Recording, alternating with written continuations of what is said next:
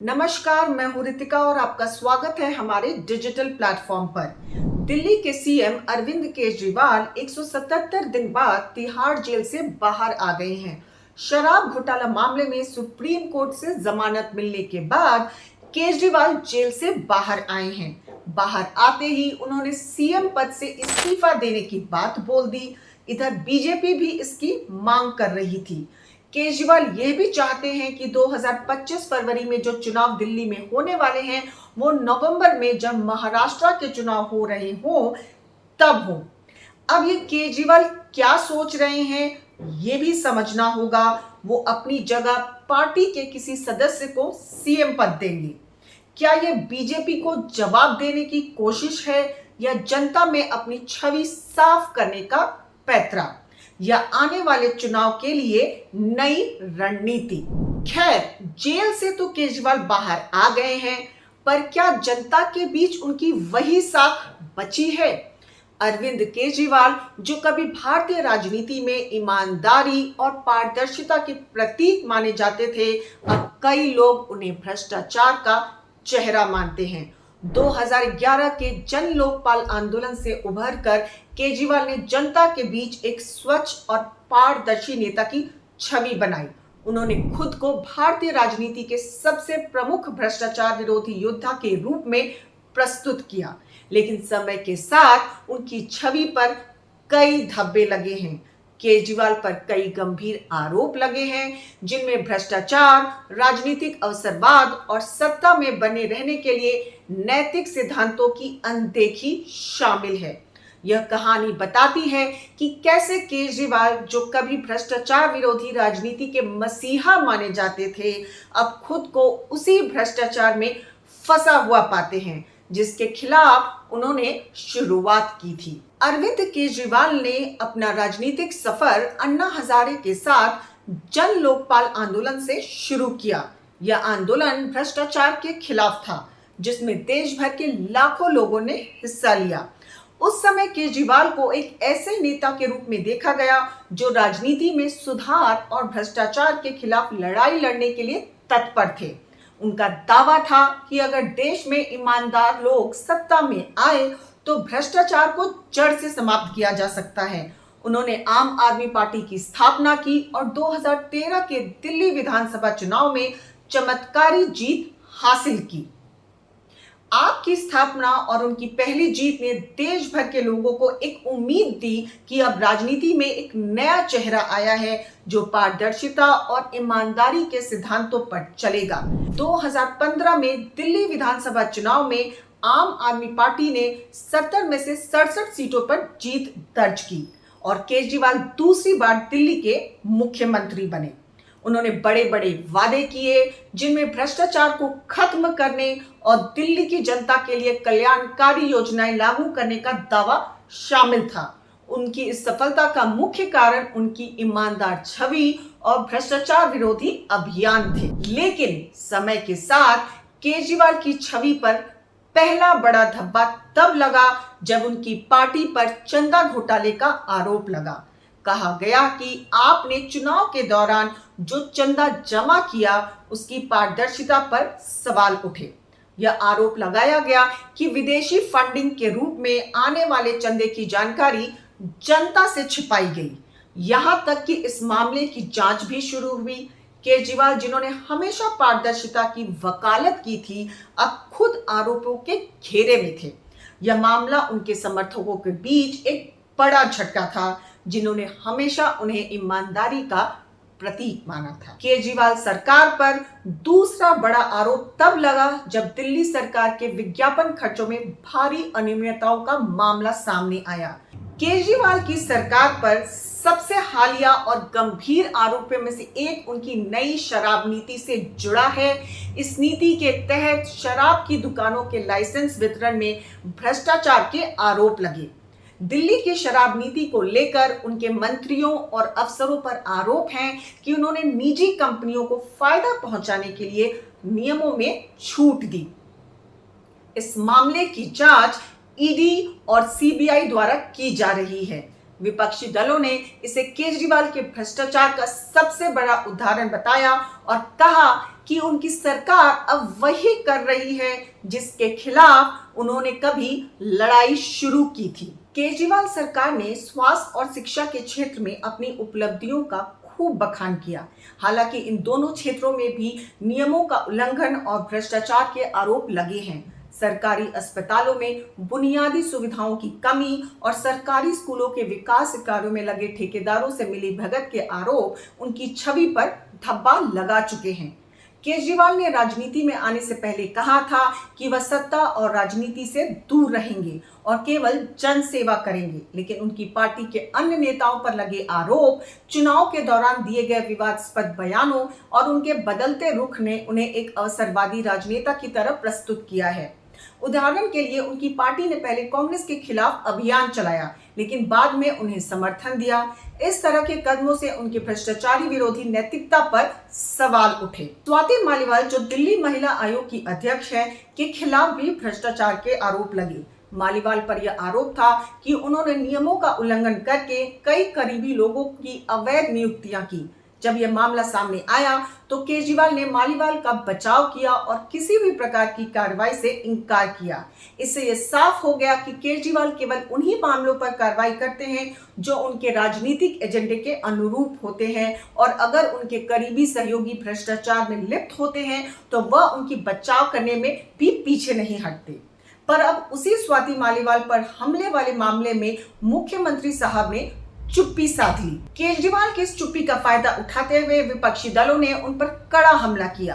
Bharatiya Janata party और कांग्रेस ने केजरीवाल की चुप्पी को लेकर सवाल उठाए और इसे उनकी सरकार की महिलाओं की सुरक्षा के प्रति उदासीनता करार दिया। विपक्ष का कहना था कि अगर केजरीवाल सचमुच महिलाओं की सुरक्षा को लेकर गंभीर होते तो ये इस मामले में खुलकर सामने आते और स्वाति मालीवाल के साथ खड़े होते। विपक्षी दलों ने यह भी आरोप लगाया कि केजरीवाल महिलाओं की सुरक्षा के मुद्दे पर केवल चुनावी भाषणों तक सीमित रहते हैं, जबकि असल में जब कोई घटना घटती है तो वह चुप्पी साध लेते हैं। यह उनके नारी सुरक्षा के नारे को खोखला साबित। केजरीवाल की चुप्पी ने जनता के बीच असंतोष पैदा कर दिया। स्वाति मालीवाल पर हुए हमले के बाद जब इस मामले को लेकर मीडिया और जनता के बीच चर्चा शुरू हुई तो सभी की नजरें अरविंद केजरीवाल पर थी कि वे इस मामले पर क्या कहेंगे, लेकिन केजरीवाल ने इस मुद्दे पर कोई ठोस बयान नहीं दिया। यह चुप्पी लोगों को अचंभित कर गई, क्योंकि केजरीवाल ने हमेशा खुद को महिलाओं की सुरक्षा और अधिकारों के प्रति संवेदनशील नेता के रूप में प्रस्तुत किया है। उनकी चुप्पी ने इस सवाल को जन्म दिया कि क्या वह अपने राजनीतिक सहयोगियों से जुड़े विवादों पर जानबूझकर मौन है? क्या वह चुप्पी उनकी पार्टी के भीतर किसी राजनीतिक रणनीति का हिस्सा है या फिर वह खुद इस मुद्दे पर असमंजस में है? स्वाति मालीवाल, जो उनकी करीबी सहयोगी मानी जाती थी, पर हुए हमले के बाद उनका मौन रहना कई लोगों के लिए हैरानी का सबब बना। अरविंद केजरीवाल की चुप्पी के पीछे कई संभावित कारण हो सकते हैं। एक तो यह हो सकता है कि केजरीवाल और मालीवाल के बीच कोई आंतरिक मतभेद चल रहा हो, जिसके कारण केजरीवाल इस मुद्दे पर कुछ भी बोलने से बच रहे हैं। दूसरा कारण यह भी हो सकता है कि इस मामले को और ज्यादा तूल न देना चाहते हो ताकि उनकी सरकार की कानून व्यवस्था पर सवाल न उठे। हालांकि यह चुप्पी राजनीतिक रूप से नुकसानदायक साबित हो रही है। जनता यह सवाल पूछ रही है कि जो नेता महिलाओं की सुरक्षा की बात करता है वह खुद अपनी पार्टी के महिला नेता के साथ हुए इस गंभीर मामले पर क्यों चुप है? अरविंद केजरीवाल का राजनीति में उदय एक भ्रष्टाचार विरोधी नेता के रूप में हुआ, जिसने राजनीति में पारदर्शिता और नैतिकता का वादा किया था। लेकिन समय के साथ उनके कई करीबी दोस्त और साथी, जिन्होंने उनके साथ इस आंदोलन की शुरुआत की थी, उनकी कार्यशैली और व्यवहार से निराश होकर उन्हें छोड़ने पर मजबूर हो गए। यह कहानी इस बात पर रोशनी डालती है कि कैसे उनके साथियों ने एक एक कर केजरीवाल का साथ छोड़ा और इसके पीछे के कारण क्या थे। अरविंद केजरीवाल के सबसे पुराने और करीबी साथियों में योगेंद्र यादव और प्रशांत भूषण थे।